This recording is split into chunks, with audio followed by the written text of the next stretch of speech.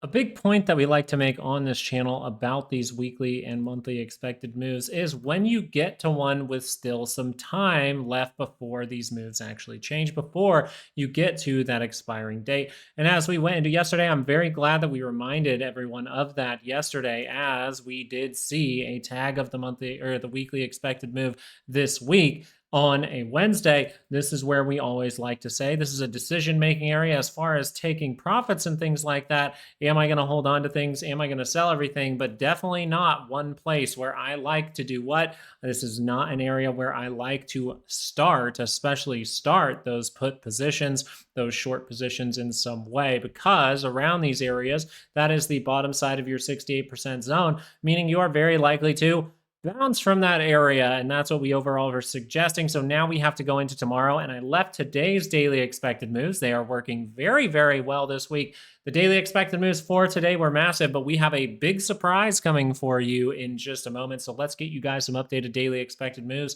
And just so you know, Patreon members, you will have those daily expected moves for all the stocks that we cover on the right side of your screen over here in just a little bit later tonight. So let's get into it. Our daily chart, guys, we were discussing how this has created somewhat of a potential double top. The only problem with this is the price action has taken back actually both of these levels if you go into the shorter time frames. So we'll have to update those daily expected moves in a second, because I wanted you to just see how big these absolutely are for what went on today. We got the gap up. This is why we were suggesting not taking or making those huge decisions down here as far as betting on a stock market crash, when a stock market crash is very, very unlikely. The best you will get in 2026 is most likely a correction in the first quarter. And that's all I have to say about that. But I wanted you to just visually see these, and now I'm going to update them real quick. So there are a couple things going on the chart in front of you that we need to discuss. First thing that we probably need to discuss is the fact that when I update those daily expected moves, wow, they have really shrunk up. This is going into OPEX. We see little to no implied volatility for the SPY. Kind of fishy with the QQQs over there being double what the implied volatility is for the SPY. We're going to go over the Qs in a moment. But 679.75 to the upside, 673.19 to the downside. Something that we were discussing heavily is the fact that we were able to do what on this 30-minute chart.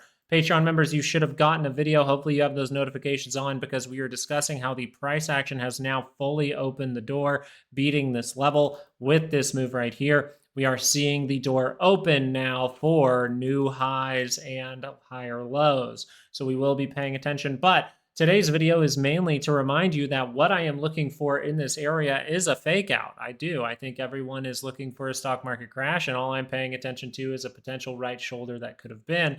And the big thing here is, if this fails, then that's perfectly fine. I just keep going with the rolls. I look for the 2-hour roll later. But as we are starting to create the structure that we've been planning out all week long, you can go back to last weekend's video. We were planning this out.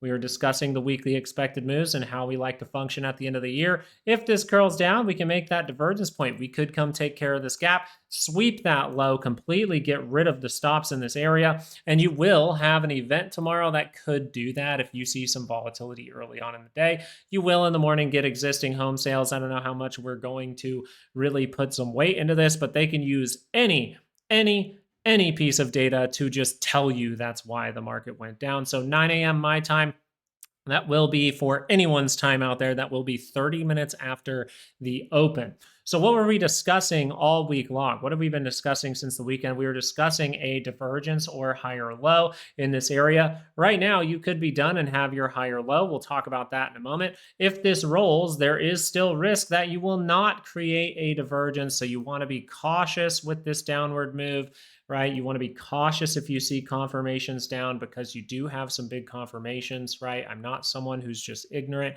and going to not pay attention to the bear side. The bear side is you cross down like this tomorrow, you do not see a higher low, you do not see a divergence, but instead this MACD just flushes through the floor. You will most likely need to see some kind of little bait and switch trap in this area in order for the bears to clamp back down on things. The more probable thing at this point is you are carving out the structure for some kind of higher low right now, or you are going to see some slight volatility in the morning to create some kind of divergence. And then we'll see if you're able to do either of those. But if you see a divergence or a higher low, you are taking back the 5-day moving average at this point. You are curling up the 2-hour chart with a good confirmation. You should know by now, especially if you've taken that full technical analysis course that is on sale, that this is not the best confirmation. This is, first of all, the 2-hour at the end of the day. This is a negative bar, even though it is above the 9 on the 2-hour, and you do have a confirmation on your MACD and that RSI is confirmed.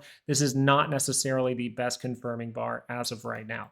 So to help out with what's going on in the near price action, you can kind of see how we are creating somewhat of a triangle. If we break to the downside, we are most likely going to fill that gap, take out those stops. You're going to see everyone shouting stock market crash just like they were right over here. And I'd be paying attention, because if the market doesn't crash, you can make a lot of money by seeing this thing curl up and being one of the first people to do what? To react. Because on this channel, we do not guess. We do not do those type of things. We do make very, very highly probable predictions based on, and predictions, I mean ways that this could overall move. And then we say, if that shapes up, that is an opportunity, and we will be trading like water is overall what we do on this channel. Let's go check out the Qs, because they have a little bit of a difference. But for here, you're looking for that higher low. You're looking for a divergence. If you don't see that, well, then you might be having more downside.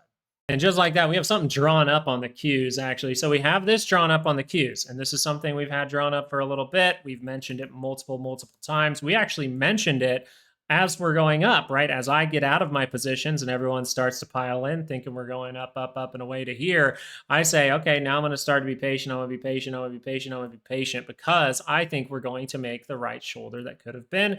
We end up making the right shoulder that could have been right now. Everyone says that we are going to crash down, and you are at risk of that. If the Qs are able, this is your bearish case here, if the Qs are able to see a little bit more, I would say, kind of come up to these type of areas and fail, roll the 2-hour while you're in negative territory, that can be a problem, but you still have to watch out for divergences and things like that. The sad part about markets for people who really want crashes all the time is they most of the time do not crash. Which direction do they normally go? They normally go in the upward direction, so you always want to be paying attention to anything bullish that you see. So I'm going to take a blip here for a moment, because I'm going to show you guys something with the Qs. I'm going to show you guys the US 100, which is pretty much the Qs over here, but looking at the 2-hour chart, you can see that this, by the way, the 2-hour chart here, we showed this off on Patreon to show you guys some of this stuff, but the 2-hour chart here, I act like it's a 30-minute pretty much. So this is pretty much a 30-minute chart. You see that 30-minute or 2-hour divergence for the extended hours. Pretty much I use 2 hours as a 30-minute, and the 4-hour is actually going to be my 2 hours. So not only did you have 30-minute divergence, you have 4-hour divergence that confirmed here today with a solid confirmation, by the way. So you have a solid confirmation. What does that tell us about the US 100, at least from this chart right here? Well, one, we haven't beat that high. That's kind of a problem, but the divergence here is saying that the US 100 is going to make an attempt to curl up the daily MACD by that center line, meaning it is going to look like we're doing what? We have a lower high, but if this creates a higher low, then we're going right back to the upside. Pay attention to bullish things all the time in these markets. Whether you like it or not, the government, the rich, the everything, literally everything is built to make the market only go up. We even have fraudulent revenues for that and fraudulent data for that as well. So if you don't like this kind of game, then get to investing. We can talk about that another time, but this is something you need to be paying attention to. The 4-hour divergence here, very, very nice. And thank you to my Patreon members. We will go back over to the Qs though and talk about some critical levels and talk about some things going on here. So we do have 614.87 to the upside, the fishy thing. 614.87 to the upside. We have 603.35 to the downside. The fishy thing here for the Qs is the fact that, one, they didn't take out the level that you really needed to take out to get price action on your side. The other thing that's fishy for the Qs is, why do they have such a bigger implied volatility than the SPY? The other thing I would say about the Qs that is slightly fishy is they have not tagged their weekly expected move. So if we wanted to, tomorrow, the Qs, as they did not beat the high, maybe they come down and they tag this low while the actual SPY sets up SPY, not SPI. SPY sets up a higher low, and we actually create a divergence point with the Qs. I think that would be very, very interesting. But the big thing here is you could be done. Like, you genuinely could be done. I think I'm still going to watch for this, right? I told Patreon members that I am overall doing what?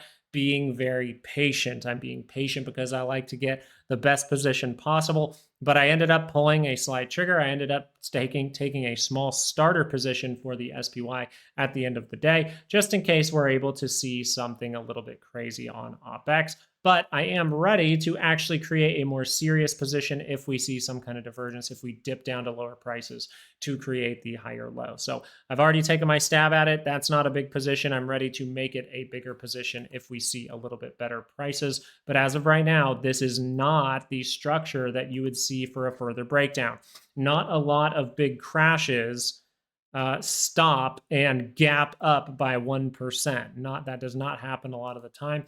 And let's go over volatility. Volatility is now on the 30-minute in negative territory. This means we are very likely to see lower highs and things like that. If we need to see more volatility, we will see this 2-hour chart curl up once again. The volatility has been pretty lackluster. I'm not exactly happy with how this played out during expiration. I actually am happy with the structure and how it played out in the SPY, but I would like to see that spike in volatility up at these levels. We haven't seen that yet. There's always a risk that we could still see that, so I want to keep that on your radar. But volatility here, the thing that's confusing for volatility is it's holding up. Right. So this is able to hold up as of right now. It is still making those, we had lower highs into a new high that beat both. So then you have a higher low. This means you should be able to at least be aware. You should be very aware of at least one more wave of volatility. So if one more wave of volatility comes and that's bigger than expected, then it may continue. If we just see one more wave and then we subside, then I think you're likely to see a lot of the things that we're talking about in this video. And a lot of the things we're talking about in this video are what? A higher low or a divergence point for the SPY or the QQQs. I think for the QQQs, I'm more so leaning towards the divergence. For the SPY, I could see us just dragging out to that lower side. But for now, the important thing about this market is this is something you can learn from. Something you can learn from this channel right now, even if you're new, is these weekly expected moves and the monthly expected moves. When you see us make a dramatic move down to the weekly expected move, and it's not like Friday afternoon, well, then you want to be watching out because everyone's going to tell you stock market crash. Go look at everyone's Wednesday night videos, and all of them will most likely have something super duper bearish in them. Meanwhile, we're saying, hey, the thing that I definitely don't do at this point is step on the gas for put, step on the gas for shorting the market. No, this is a take profit area. This is a decision-making area. And I think that's the big learning point for this week. And we'll see what happens with this as we get it to fully prove itself. Maybe I will be correct in putting out that thumbnail yesterday saying we are very likely to be done with this trap on Friday. So thank you guys so much for watching. I really do appreciate it. There is some learning material down there still on sale for Christmas, still on sale while we have some seats left if you want to go check it out. And Patreon members, be looking out for those daily expected moves. Thank you guys so much. I hope you have a great rest of your weekend and be looking out for a little video on Saturday from me. We will be putting out a Saturday video to talk about what could happen during Christmas week. All right. Peace out, guys. Have a good one.